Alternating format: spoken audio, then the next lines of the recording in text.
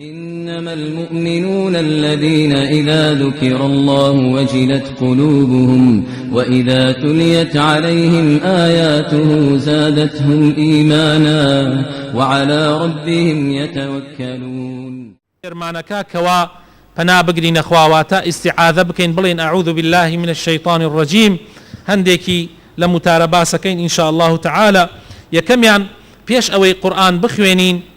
سنة إنسان بيش أوي قرآن بخويني بلي أعوذ بالله من الشيطان الرجيم بيش أوي دس بقرآن خويندن بكي بلي أعوذ بالله من الشيطان الرجيم لبروي خواي تعالى لقرآن بيروز أفرمي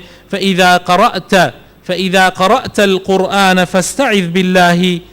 من الشيطان الرجيم. وبيغمري خوا واي كردوه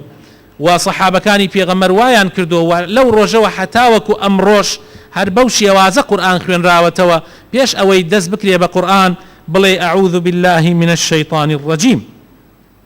دوهم لكاتيكا كنيج أكي بيش اوي فاتحة بخويني ألي أعوذ بالله السميع العليم من الشيطان الرجيم من همزه ونفخه ونفثه. فنا أقريت أخوة لشي لشيطان الرجيم لنا همز بوكو باس ما كد يعني الشيطي دس وشاندني شيطان ونفخه واتا فوتي كردني شيطان يعني كبر ونفثه واتا شعريكي ناشرعي شيطان أو قصة زلاني كشيطان إخاتا سر زماني هاوريكاني خوي بو أوي خلقي بيا قمراكم. فنا أقريت أخوة للشيطان بويا سنة إنسان كاتيك كنيوش أكا أمانة بلي كوابو إيسا يكم وتمان لكاتي قرآن خوندنا دوهم لكاتي نيوجا بيش أوي دسكي بفاتحة سنة إنسان بلي أعوذ بالله من الشيطان الرجيم يا بلي أعوذ بالله السميع العليم من الشيطان الرجيم من همزه ونفخه ونفثه. أما سنتي بيغمري خوايا صلى الله عليه وسلم. ولكاتي تربونيشا لكاتي تربونيشا إنسان كاتي هستي كرد زور توريا خوي زور بي مشاكلي أم دنيايا برابر رزا كانم قتل طلاق خواردن شر كردن سرشكاندني خلقي كيش دروس كردن مشاكل دروس كردن لنيواني خلقات زور بي لتوريوتي إنسان تورا بي يتر لو كاتا بندا جهر كاتي هستي كرد زور توريتو چار خوت ناكي بلي أعوذ بالله من الشيطان الرجيم. پیغمبری خوا صلی الله علیه وسلم دو زلامی بینی تورب شرکن آدمیان لیک گیر بو یکی کان امن ده توربوا يعني دمچاوی سورو بوتوا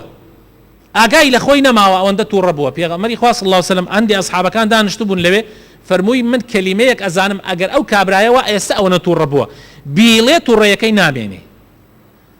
وتيان تشي اي پیغمبري خوا فرموي اعوذ بالله من الشيطان الرجيم او كابرايا اس بيله تورينا مني شو الشيطان انساني اوا بيكردو عليك يك هلسياوتي بيوتي پیغمبري خوا فرمويتي اگر بلي اعوذ بالله من الشيطان الرجيم او توريتنا مني وتي دوازم لي بينا خو من شيت نيم يعني شيت نبو من نيوت اعوذ بالله من الشيطان الرجيم. سبحان الله جاء شيء هركس بيله لكاتي توريا شيطان لجاني درأتي شيطان لدوري ناميني بويا توريكي دا أمركيتوا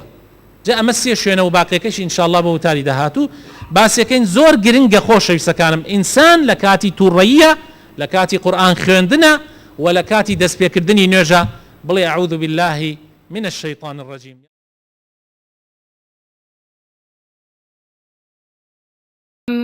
ألم تر كيف ضرب الله مثلا كلمة طيبة كشجرة طيبة أصلها ثابت وفرعها في السماء